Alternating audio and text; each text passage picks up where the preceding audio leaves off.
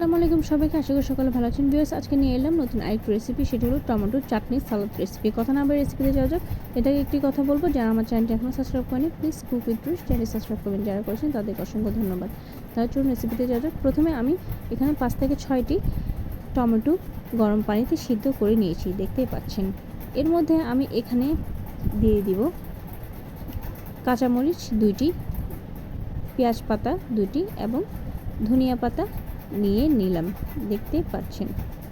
এখন আমি ধনিয়া পাতাগুলো কুচি করে কেটে নিব, দেখতে পাচ্ছেন, কেটে নিলাম। এর মধ্যে কাঁচামরিচও কেটে নিলাম কুচি করে, পেঁয়াজ পাতাও কুচি করে কেটে নিলাম। সবগুলো উপকরণ দিয়ে দিব। এর মধ্যে আমি 1 চামচ পরিমাণ লবণ দিয়ে দিলাম।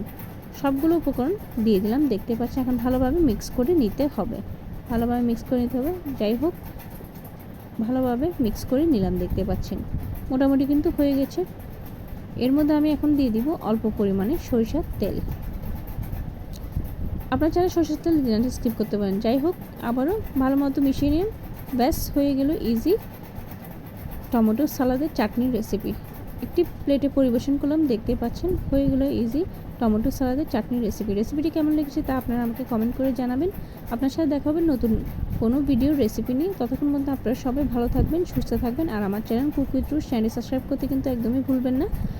সবাই ভালো থাকবেন। আর এতক্ষণ পর্যন্ত আপনাদের সকলকে অনেক অনেক ধন্যবাদ আমার ভিডিওটি দেখার জন্য। ভালো লাগলে লাইক, কমেন্ট ও শেয়ার করে আমার পাশে থাকবেন। আল্লাহ হাফেজ।